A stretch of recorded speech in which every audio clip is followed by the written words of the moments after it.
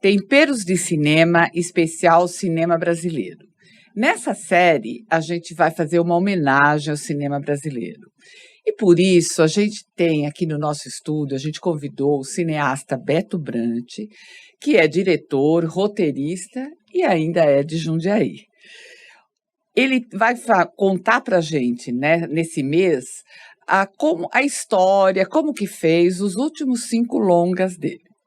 E a parte da culinária é com a Viva Cozinha, que também vai fazer uma viagem pela cozinha brasileira. Beto, muito obrigada por ter aceito o convite do Temperos de Cinema. É uma honra ter você aqui com a gente. Isso aí, Fátima. Estou aqui para falar com você, conversar. É um prazer para mim também. Estou aqui na Rádio Difusora, a rádio da minha cidade, onde eu nasci. E é isso aí, vamos conversar. Vou contar umas histórias para você dos filmes. Ah, que delícia! Nós vamos iniciar essa temporada com o filme Eu Receberia as Piores Notícias dos Seus Lindos Lábios. Nesse filme, Beto Brant assina o roteiro, junto com o Marçal Aquino, que é também o autor do livro do mesmo nome, e assina também a direção, junto com o Renato Ciasca. Nesse filme, o Calbi, que tem 40 anos, ele trabalha com fotografia, e ele resolve trocar São Paulo pelo interior do Pará. Ele sempre gostou muito da estética, das mulheres, de fotografar mulheres, daquela coisa da beleza da mulher. E nisso ele encontra a personagem Lavínia, que é uma pessoa estável, uma mulher linda, sensual. Ela tem também assim um lado psíquico, vamos dizer assim, emocional, emblemático, né? Mas é uma pessoa assim cativante. Tanto é que essa personagem domina quase que o filme inteiro. É um filme lindo, se passa no interior do Pará, tem uma fotografia lindíssima. E assim, na minha opinião, de quem gosta de cinema, eu acho que os personagens são revelados assim de uma forma muito, não totalmente revelada. Então você tem meio que descobrir o que cada personagem é na realidade, ou então você fazer a sua impressão sobre ele. Beto, você pode contar um pouco pra gente sobre esse filme lindíssimo? Então, esse filme ele é uma adaptação de um livro, de um romance, de um escritor de Amparo chamado Marçal Aquino, com quem eu já fiz vários filmes, né? Eu já adaptei várias histórias dele, não só livros publicados, mas também histórias originais, certo? E o livro dele se passava, era ambientado numa região de garimpo, de uma nova onda de garimpo, né? Como aconteceu agora.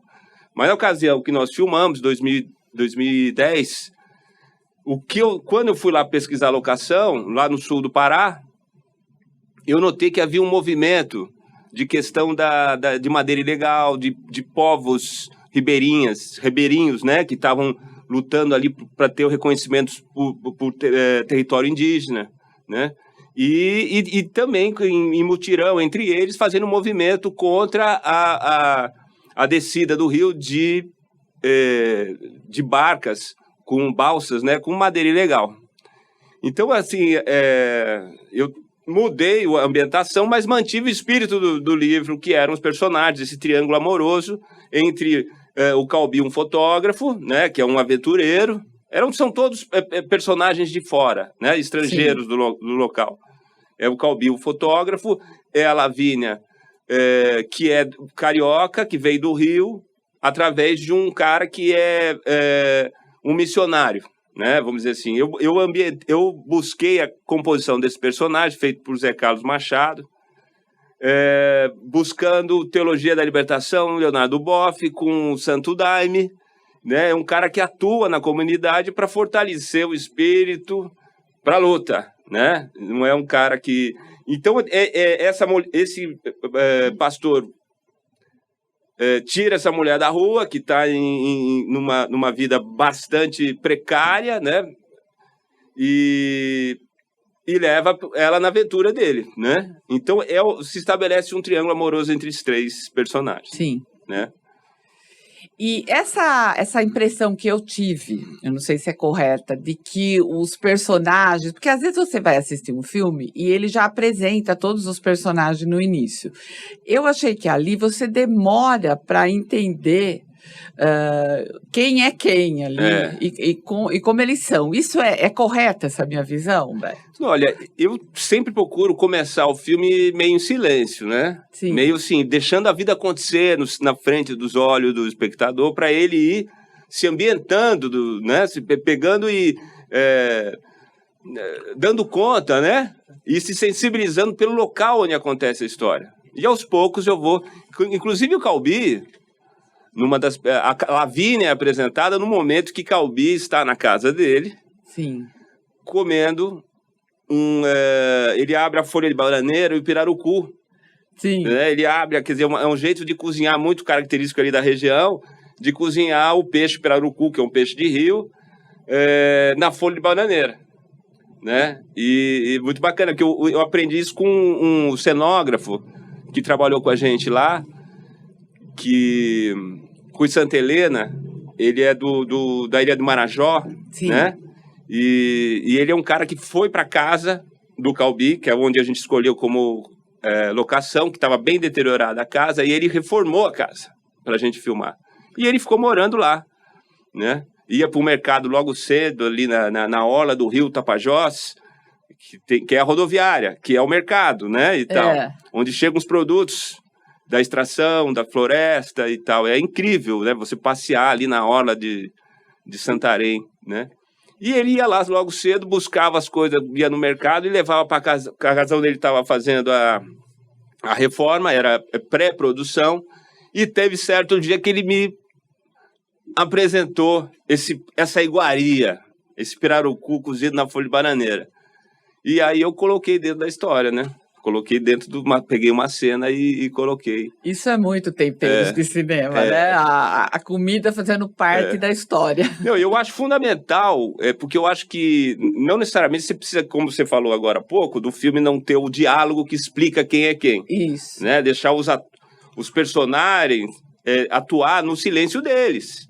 E é bacana, porque você vai decifrando qual é a intenção real. Né? Todo mundo tem isso, uma intenção exposta e uma intenção, às vezes, coincide, né? As pessoas muito espontâneas acabam sendo muito reveladoras do que pensam, né? E tem outras pessoas que jogam mais com isso. Então, os personagens têm a sua lógica, que os próprios atores vão buscar. Quando lê o roteiro, eles mesmos vão construindo esse diálogo interno, né? E eu acho que comer é revelador do caráter da pessoa, a maneira como ela come, né? Se ela se debruça no prato e come vorazmente, significa uma coisa. Se ela mexe ali no prato e come lentamente, assim, sem apetite, ou sem, né?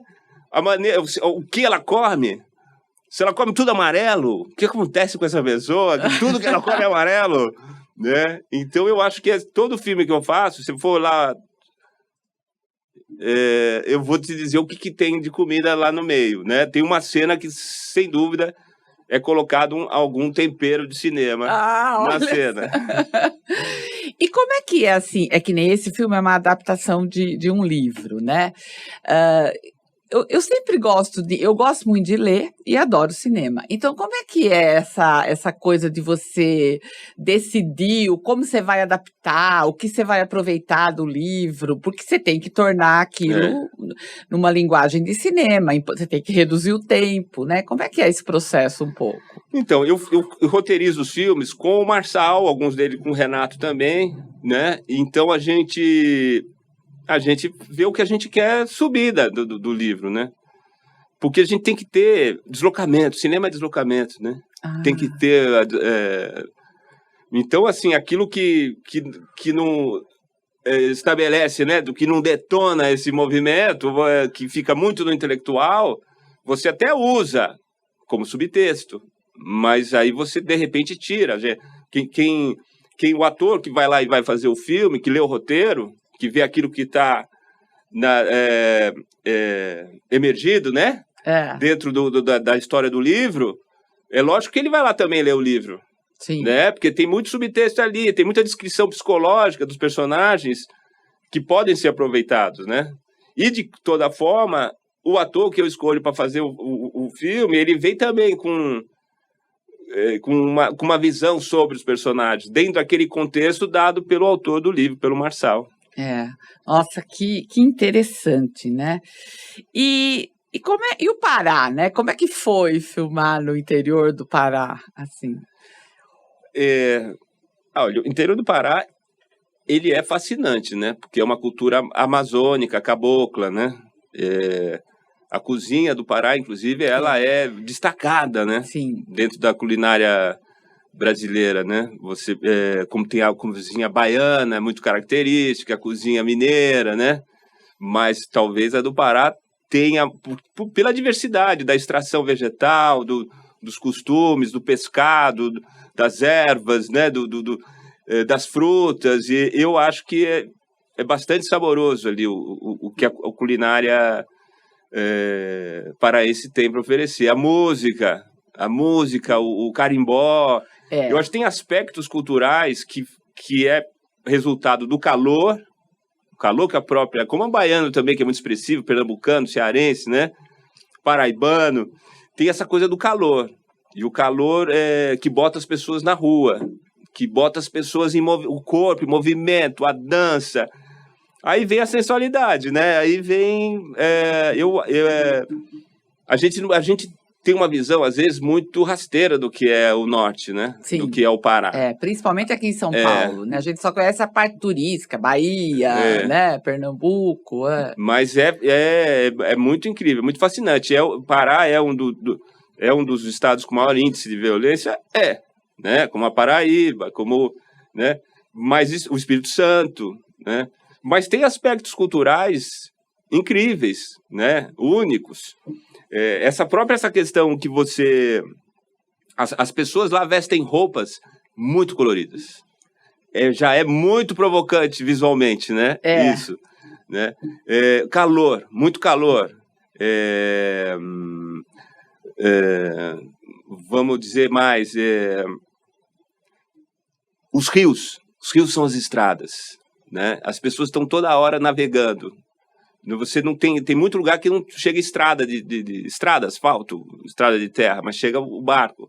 Então, se você pega o porto da cidade é o lugar que onde chegam as pessoas e partem, e tem as despedidas e os abraços dos reencontros, né? Então, esse lugar tem uma cena do filme que é muito legal no filme, que a gente colocou a Camila e o Gustavo Machado, o casal, né, no filme, andando na orla. E você vai filmar com a Camila Pitanga, é impossível as pessoas não pararem, querer abraçar, pegar, uma coisa, uma loucura.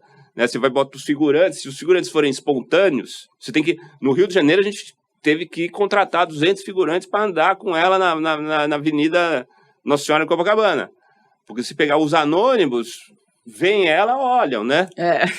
Então, e lá, o que aconteceu? No momento que ela foi andar, estava acontecendo um fenômeno incrível, que era a chegada da chuva. E os barcos, e as pessoas com pressa de carregar, de descer a rampa para ter acesso ao barco, para poder ficar no coberto. E quem estava descendo, na pressa de descarregar e sair de lá para não molhar suas coisas que estavam transportando e tal. Então havia aquela tensão, aquela coisa, o vento, o céu escuro, e a Camila e o Gustavo andaram ali calmamente, ninguém notou eles. E é bacana que enquanto eles estão andando, você percebe o movimento do porto, né? Sim, o movimento de entrada e saída. E tudo aquilo é real, então, né? Completamente. O filme é incidental dentro da realidade, né? Nossa, é isso que é interessante. Imagina pra gente, para quem está ouvindo, né, o nosso podcast, ou vendo a gente no YouTube, entender esse universo do cinema. Porque a gente vê o filme pronto, não imagina de tudo isso que está por trás. Então, isso que é fascinante numa conversa assim com um cineasta, né? Que ele contar essa coisa pra gente. Não, e fazer o cinema é muito mais uma onda boa no momento que você faz o filme inserido no contexto, né? Porque se você quiser chegar num local e fazer um filme a partir só da sua imaginação, ou só daquilo que você imagina como ideal que aconteça na frente da câmera, Sim. Vira um filme chato para todo mundo. Até para a pessoa, porque vira uma obsessão. Agora, se você coloca toda a equipe, né, boa parte da equipe era nascida em Santarém, era do local. Então, eles trazem referências locais, culturais, eles agregam, eles se sentem participantes do filme, né? E, logicamente, tudo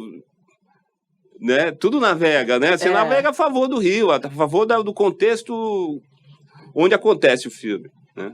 Então, assim, se eu filmasse, se eu tentasse recriar uma nova onda de garimpo, como indicava o livro, eu ia ter que, imagina, eu ia ter que construir aquilo ali. Eu ia ter que colocar figurantes que não estão habituados a fazer garimpo, a simular isso. Enquanto que o momento que eu peguei e me coloquei dentro do movimento que havia, um movimento de terra, de confirmação de territórios indígenas, de uma luta das comunidades ribeirinhas contra o transporte ilegal de madeira, né? Todo mundo estava em cena autêntico. Aqueles que não eram os atores principais, que eram o elenco de apoio, eles estão dentro da própria realidade deles. Então, eles se inserir dentro do filme, eles se sentem confortáveis, eles se sentem espontâneos, né? E, claro, que isso resulta depois no final do filme. Nossa, que delícia escutar isso, que delícia entender um pouco. Beto, muito obrigada por essa primeira da nossa série, ainda bem que a primeira tem mais 4. Foi uma delícia conversar com você, eu tenho certeza que todo mundo que está escutando a gente está adorando entender isso, né? Que a gente, é como se a gente estivesse entrando um pouco, né, num set de filmagem com você. Muito obrigada e até a semana que vem, que a gente vai comentar outro filme seu. Legal. E agora a gente vai ver o que a Viva Cozinha preparou para a gente da cozinha brasileira. Beto, muito obrigada mais uma vez. Foi uma delícia conversar com você. Legal. E agora a gente vai receber a Viva Cozinha com uma receita da cozinha brasileira.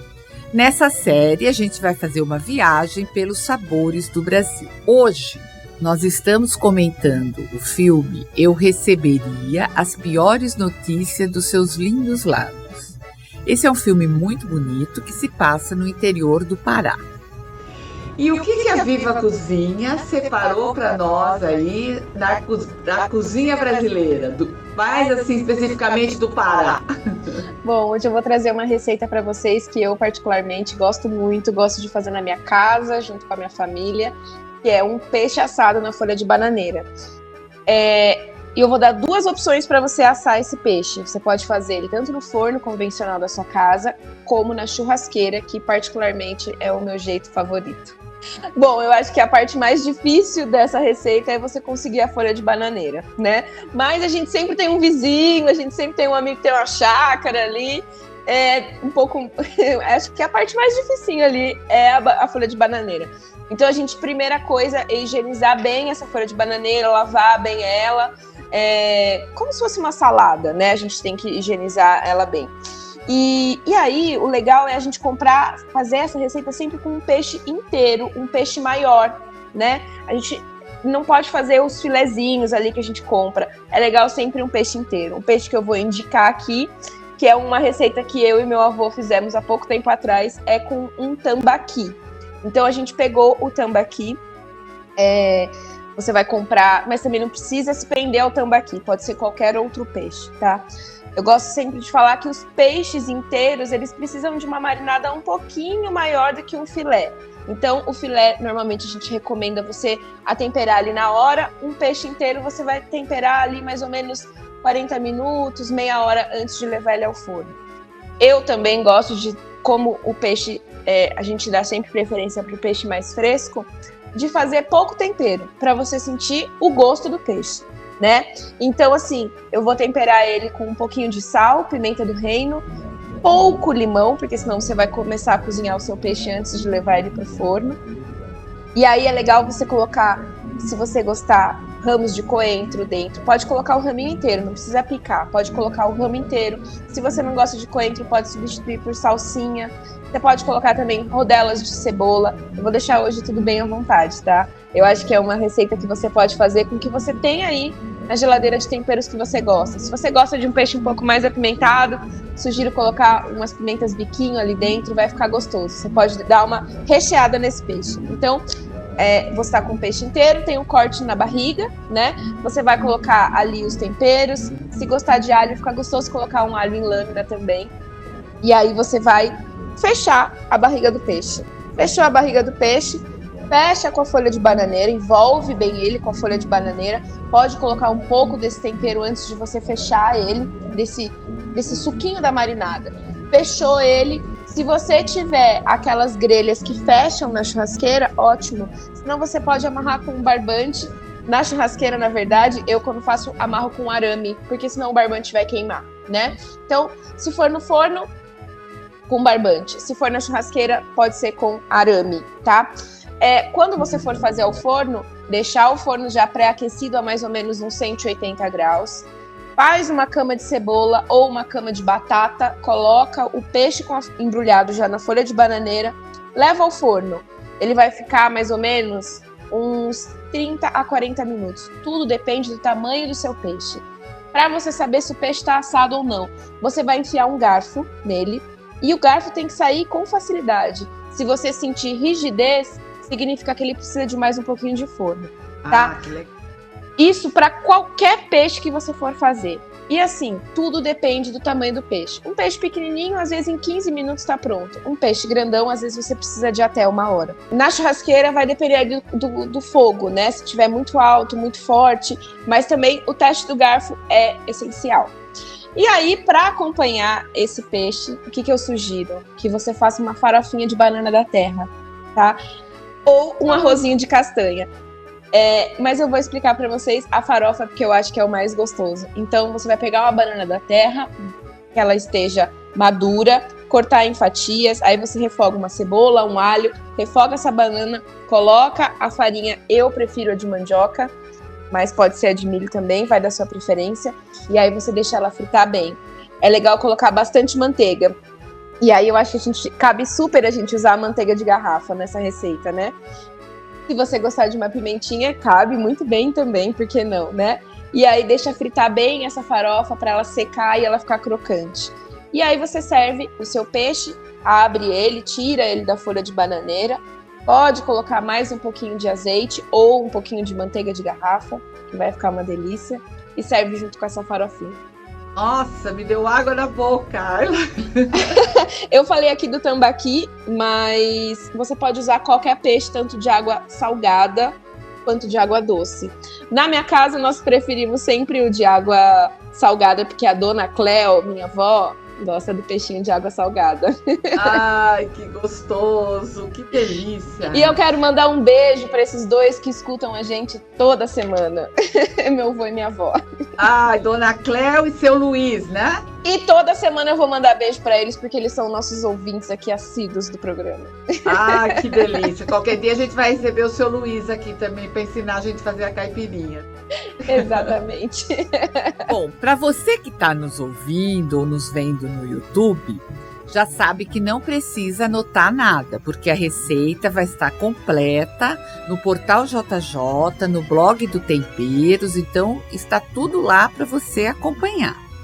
Então se inscreva no nosso canal, no YouTube, se inscreva no Spotify, no YouTube da Rádio Difusora, e você vai ter lá várias receitas da Viva Cozinha. E se você fizer a receita de hoje, esse peixe delicioso, mande uma foto pra gente com a hashtag Viva Cozinha ou Programa Temperos do Cinema, que a gente vai publicar no nosso Instagram e ver o seu peixe como ficou.